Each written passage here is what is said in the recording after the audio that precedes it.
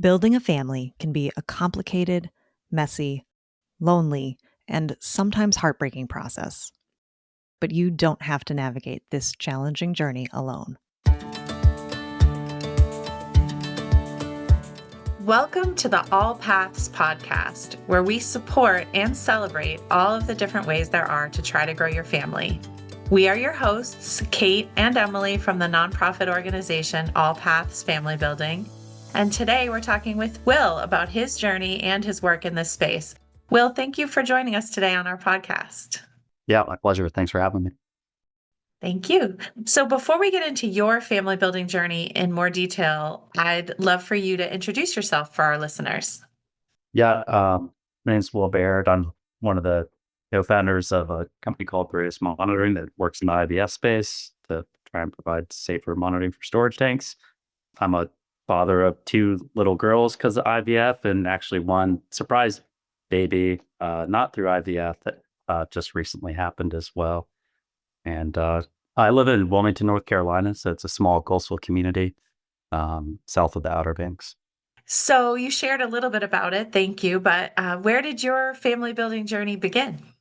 Yeah, I guess kind of like a two-step process. One, I have a twin sister, and we're both little IUI babies, and we like to joke that we're my dad's first science experiments back in the early 80s. So I guess it really all began back then. But my wife and I, met and moved to Wilmington, North Carolina, where we got married. And, shortly thereafter, we always knew we wanted to have a family, and obviously tried to create family on our own.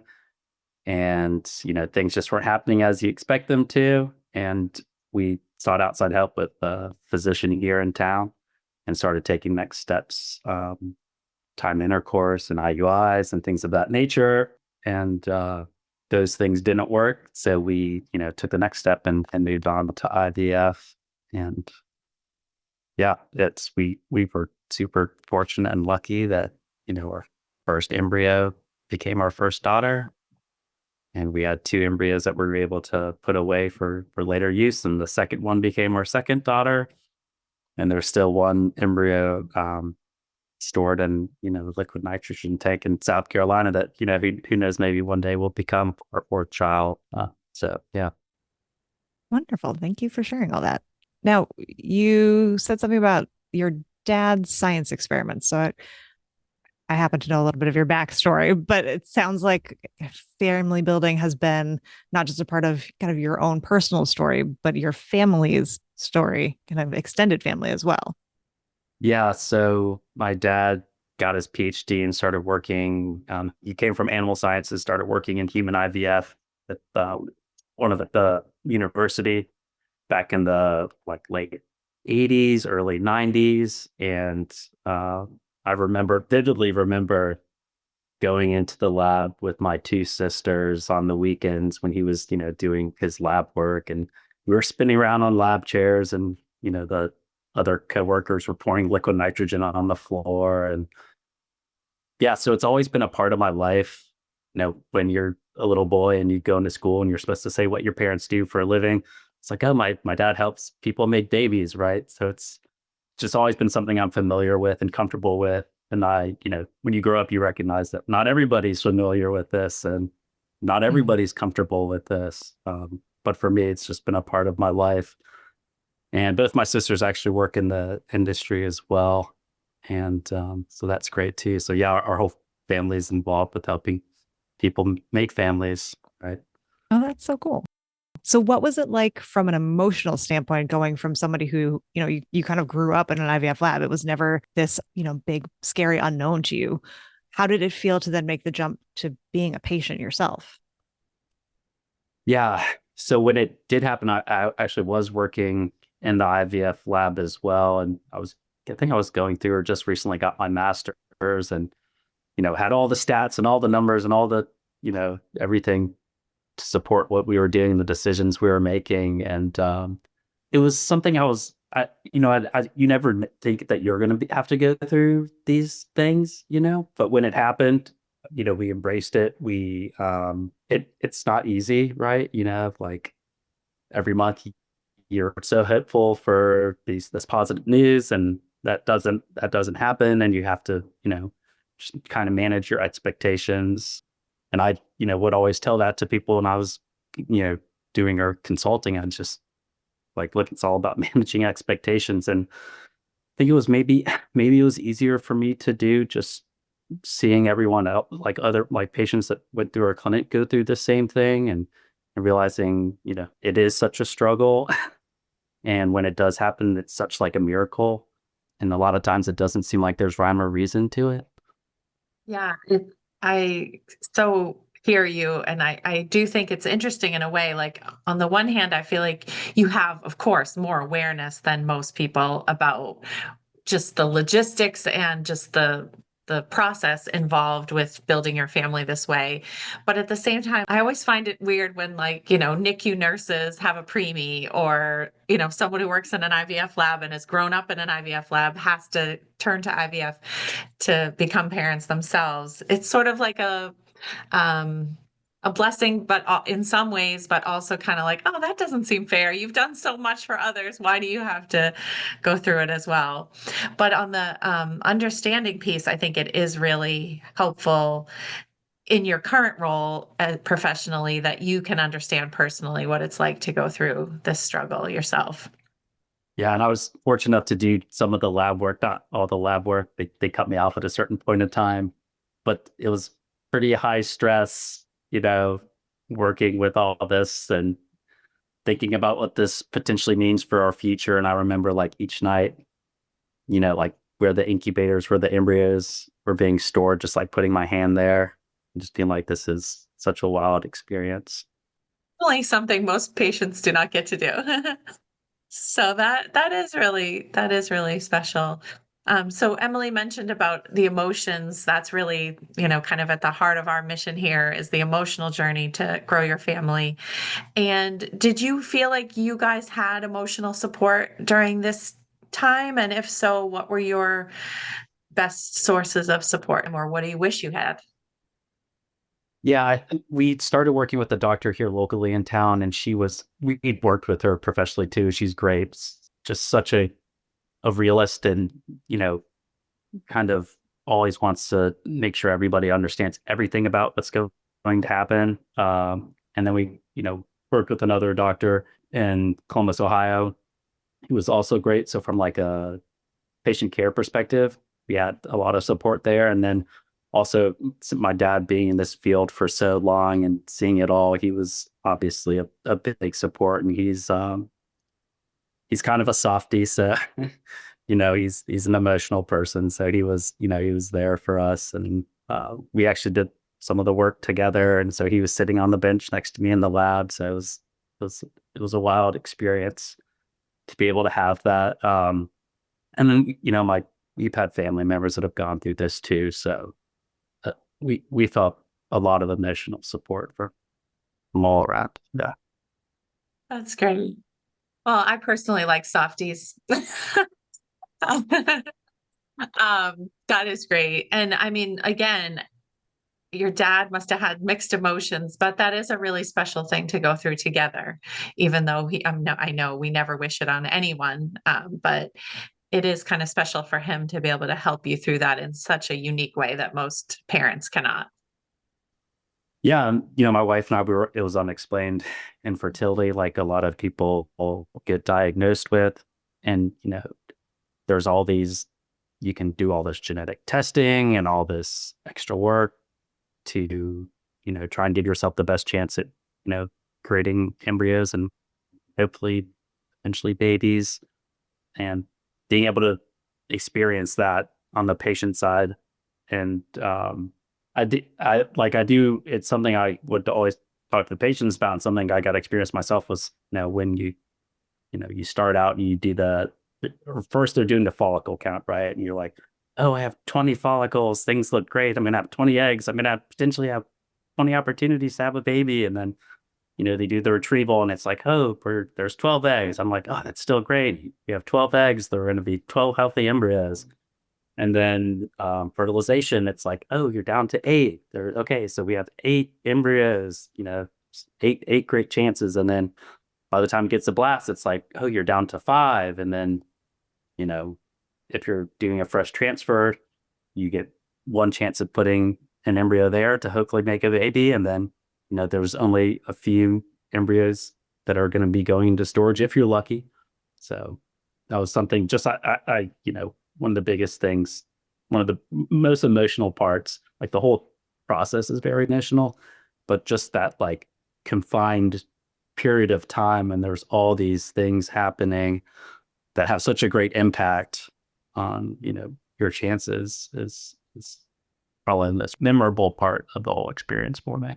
Yeah, we've been talking about that a lot lately because you just hear and see so many patients struggling with that attrition of the numbers that is so common and yet not necessarily talked about like in your early consults. Obviously, people want to be positive, they don't want to focus on that, but at the same time, not preparing you for that reality, I think isn't good for patients that you feel like you have done something wrong when the numbers go down like that, instead of that being actually still a very normal part of the process.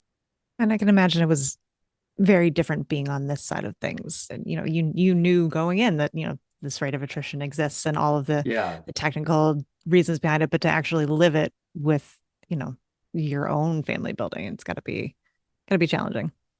Yeah. Yeah. Still knowing that and almost knowing that you should expect that and then living it, it's like, oh my gosh. Yeah, exactly. So you mentioned that your studies were already underway and parts of it was already completed when you went through your own personal experience. What was your career path you were expecting to be on? And then how has it changed? Yeah. Life's such a wild journey, ups and downs. You never know where you will end up. So I started working in the lab and worked in the lab for about 10 years. Um, doing all aspects, you know, learning all the equipment that you're using, being responsible for quality control of all that equipment. And what I consider the most important piece of equipment in the lab is the cryo storage tanks that are, you know, storing all these embryos for eggs or sperm cells that are, you know, going to be used for hopefully creating a family later in life. That was like one of the scariest things of working in the lab was being responsible for those tanks and, you know, making sure that everything was okay with those tanks. And, you know, there was monitoring systems on the tanks and you'd get these calls in the middle of the night that something wasn't right with it and you panic. But at the end of the day, it was just a wire that had to be jiggled or some type of false alarm or something like that. And that was one of the scariest parts of working in the lab. And that kind of pushed me in the direction of where my career has gone now, which is trying to provide safer storage in the fertility space. So what does safer storage look like for your company? Yeah, so we used to, and every people still do this today because this is how we, you know, kind of do the health checks of our tanks. Is we take a yardstick and we put it in the smaller. There's a whole bunch of different tanks in the field. There are smaller tanks, medium-sized tanks, really large tanks. And a lot of people typically would use these smaller tanks until recently when storage has become such an issue that they're moving into some of these larger tanks. But you take a plastic ruler and you measure the volume of liquid nitrogen in your tank and make sure that volume of liquid nitrogen is trending as it should, which would indicate a healthy tank. And there's no like insulatory breakdown where the evaporation process it would increase, indicating like a failing tank, which nobody ever wants to have. That's a very low tech test for something that's it is. Like I kept waiting for you to say like a yardstick, but then like nope, it's just a yardstick. Yeah, and you would write down, you know, the level of liquid nitrogen in a logbook, or maybe you had some Excel spreadsheet that you were using, or some other type of quality control platform. And that's how, you know, you were recording the health of your tank, and then also there's temperature sensors in the tank. And I don't want to be like too scientific because this isn't like a scientific talk, but so with liquid nitrogen, depending where your temperature probe is in the tank can tell you a lot of different things, or it can tell you almost nothing at all. Because as long as the temperature probe's making contact with liquid nitrogen, it's going to say negative 196 degrees Celsius, because that's just what liquid nitrogen is. It's its physical property. And then there's something called vapor phase or gas phase nitrogen, and the temperature of that is extremely cold too. And you're able to store cells in these environments because cellular activity literally ceases to exist at that point, which allows embryos to be stored for later use. And the problem with these temperature probes is they don't tell you how much liquid nitrogen is in your tank, and that's the most important thing. So we developed a system. It's a weight-based system, so pretty much like a smart scale that lives under the tank, and it's able to, through the weight of the tank, you can infer the level of liquid nitrogen in the tank. So we could detect, one, if the liquid nitrogen reaches a certain level that's not acceptable, we can let the laboratory staff know. Or if it's losing liquid nitrogen faster than it should, then we can let the staff know, and that would prevent like a tank from failing, right? That's great. And then it wouldn't even need to be opened. That's like an external monitoring system somehow. Yeah, so it sits underneath the tank and, communicates via cellular communication to our portal, and the portal communicates to the laboratory staff via text message, automated phone call, and emails. And we found, through studies we've done, that we could detect a failure at least 84 hours in advance, which allows laboratory staff to be proactive and take all necessary steps to prevent anything with plenty of time. Oh, that's wonderful. So how did this come? I'm always interested in like the trajectory of things. So like you went from working in the lab, which again is so great for understanding what is needed. And then how did you kind of go more on this innovation entrepreneurial path? We're all about paths here. So. Yeah, I was just so uncomfortable with the systems that we were currently using because I'd get these phone calls in the middle of the night and it was just some robot telling me something was wrong, but I had no idea what was wrong. And I couldn't look at any information on, a website or anything that would tell me what's wrong. So you literally, you panic. This happens at 2 a.m. and you're like, oh my gosh, what am I about to walk into? And you rush to the lab and it's nothing, right? But you don't know that. And you have to make sure you get there and check and make sure everything is okay. I mean, I remember my dad going in, when I was a young boy growing up, into the lab to check at these at 2 a.m. And then I found myself doing it later in life. And we were just, me and my dad who worked with me and Dr. Johnson who worked with me, we just knew there had to be a better way to do this. And professor during my master's was talking about the best way to measure the volume of a semen sample is to weigh it. I was like, oh, that's really smart. Maybe that's how we should start thinking about how we should monitor these tanks, right? And so just started going down that path and trying to see if that would be a viable way to do this. And it turned out it was. That's great. Well, I think identifying a problem like that obviously is the best way, I think, or one of the best ways to lead to an innovation, because, and you're also a motivated scientist because you want this for your own, peace of mind and quality of life and effectiveness. And obviously the reason you were so stressed about it was because you and professionals in this space care so much about the material that's stored there because how much it means to the patients who are entrusting it to you. So I think it makes sense that it was really in response to a need that you saw firsthand in the lab. Yeah. So what is your focus now? Do you try to get clinics to partner with your organization and they can sort of adapt and add this technology to the tanks they already have? They don't have to change the type of tank they have. Yeah. So we just really slide right underneath their current tanks that live in their lab. And, we connect what we call like a tank module that sends all the information to the portal, and then it's ready to go. So yeah, that's my primary focus, just trying to raise awareness about it, since it is a new and different way of monitoring these tanks. That's one thing. You just have to teach people why this is a valuable method for monitoring our tanks and how this can be beneficial. So we go to a lot of conferences and give talks about it and roundtables and try to do webinars and go to, there's a number of organizations that are trying to train the up and coming batch of embryologists. And so I'll go there and talk to the students, which is great.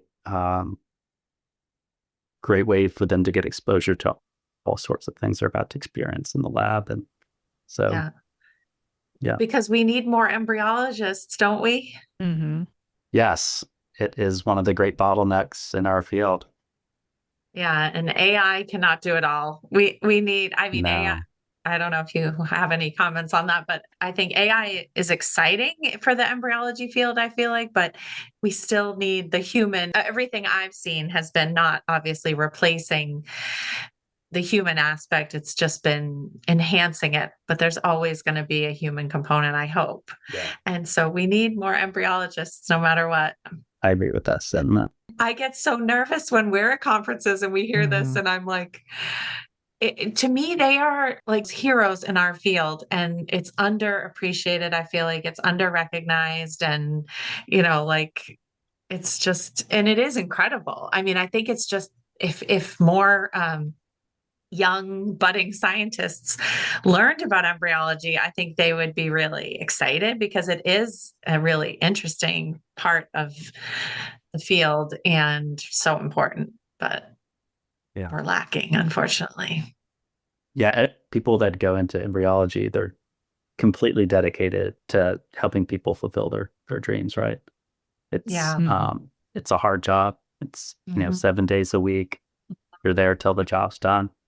Yeah, some of our favorite people in this field are embryologists, I have to say. And Mhm. I think it's not a coincidence that they are, because I think it's sort of the characteristics that make you want to go into it. Yeah, that's kind of like one of the things I've enjoyed with this Monday, role in life, is going to these clinics and doing these installations and meeting all the embryologists there and being able to spend some time with them, bring them donuts, hopefully. Whatever you can do to brighten their day. Yeah. So it's really cool that you said both of your siblings now work in this field. Was there ever a time when you wanted to do something totally different, or kind of growing up with your dad taking you guys to the lab with him? Did you always have kind of your heart set on working in this space somehow? Yeah, I mean, growing up, your parents are a lot of times your like heroes, and when you're younger, you don't realize how much it means to be able to help somebody on this path. And I remember, like, when I started doing this field, my grandma would always talk to me and just be like, "You're doing such a great thing for these people that want to have a family." Sorry, I'm getting emotional saying it, but it's I don't think I always thought I'd find myself in this field. When I was first in college, I wanted to pursue that, and then I started to want to go down like a business path, and later in life got drawn back into this path, and I'm just find myself so fortunate that I did. Um, it's been great being able to help families, being able to help my family, and now contributing to the field in a different way that I think would maybe even have a bigger impact than just what I was doing before. So Definitely. So what is the best way if people want to get in touch with you or to learn more about the company? What is the best way for them to do that? And we'll definitely can include some info in the show notes too. yeah, you can find me on LinkedIn, and then also I think our website, you can look that up too, .com. Great. Cool. Hey, Yeah, thanks. And like Kate mentioned, we'll put those links in the show notes as well, in case anybody wants to cool. reach out to get more info. So before we wrap up, we do like to ask all of our guests the same two questions. So we'd love to get your thoughts on these. The first question is, what is one thing that you would say to someone who is just starting to grow their family? And the flip side is, what is one thing that you wish people would stop saying when someone tells them they are struggling to build their family? And you can approach these as kind of a professional, wearing your personal hat, both, Yeah. however you want to. I think I guess this isn't when you just start, but further along is just like the attrition that we talked about, and managing your expectations. And it's so hard because you're like, oh, you can try again, but that's not always true, right? Because there is a massive financial burden that comes with going through IVF, and it's kind of unfair because I have seen, one cycle where someone had no success and then the next where they did. And it's like, and unfortunately it's biology, right? Like there's a lot of great breakthroughs have happened in the field and, it's a lot of people find success with it, but at the same time, that's not the story for everybody. So I guess, managing expectations would be the one piece of advice I can provide. And then I said I listened to a few podcasts, so I've seen what other people said, and I kind of feel the same way. A lot of people just say, then why don't you just adopt? And, I remember when we were going through it, we told friends and, people have said that to us, and that's a hard thing to hear because it's like, obviously you're supportive of however someone can create a family, right? But I think it's not the right thing to say, and it's not a fair thing to say. And then I guess another thing that's kind of tied to that is, or maybe just this is advice, is I feel like, when you're ready to have a family and you want to pursue that, and then sometimes you might be questioning like, oh, am I just being impatient, right? It can happen this next time. I think it's important to go to your provider and seek help and figure out if there is some kind of underlying cause, because it is a game of time, and the sooner you can start taking steps to help yourself, the better. Absolutely. Yeah, and it breaks my heart when I hear people say that, which is understandable, and you can't go back. So I don't want them to feel regret. But like when I hear that they tried, for a lot longer on their own before getting any kind of evaluation. And then when they learned their information about their fertility, they were not going to be successful trying on their own. And they spent that time and had that disappointment. Because as we know, even trying on your own every month, when you're trying to get pregnant, every month is disappointing, whether you're in treatment or trying on your own when it's not successful. So I think that's great advice. And that's definitely something we haven't heard all the time on this podcast, but it's a really important point. Thank you, Will. It's been so nice getting to know you and getting to know your work. Although I do have to ask, is it Boreas? Did I say that right? It's Boreas. Boreas. Okay. So it's a Greek god of the north wind. And cool. When I was growing up, I was like a Greek and Roman god mythology nerd. And I thought that fit because, we're trying to keep things cold, and north winds are typically cold wind. Oh, I love that. That's really cool. That's really cool to learn the meaning behind the name. Yeah. Well, our organization just renamed last year, and it was so hard picking a name. And I laugh at some of the suggestions were legitimately hilarious. It's hard. I found it easier to name my kids than to name an organization. It was. Like, I love Boreas. So cool. The meaning behind it and everything. Thanks. Yeah, it is great. Well, if we can ever be helpful at AllPaths, also let us know. Obviously, we're so happy to have you on the podcast and also to get to know you. I know patients can't really decide what, equipment their clinics have, but we're always happy to be in touch with you and let us know any way that we can help anytime. Great. Yeah, I think it's important to raise awareness of technology for the patients, and you can't find a more educated group of patients than IVF patients. It is so true. That's very true. It is so true. Yeah. All right. It's nice meeting you, Beth. And nice to meet you too. The work that you do. Likewise. All right. See you later, Will. Thank you. Thank you, Will. Alrighty. Cheers. Bye. We hope you'll join us next time for more family building stories and resources. Be sure to subscribe wherever you listen to podcasts to make sure you never miss an episode. And follow us on social media at AllPathsFB, or visit our website, allpathsfb.org, for more information about our work. AllPaths Family Building is so grateful to the members of our circle of support who are vital to our ability to provide emotional support, education, and advocacy that is open to anyone struggling to grow their families. Today, we want to send a shout out to our bronze sponsor, Femesys. Thank you for joining us for this episode. Please help spread the word so that anyone who is struggling to grow their family can join the conversation. It's an honor to walk with you on your family building journey.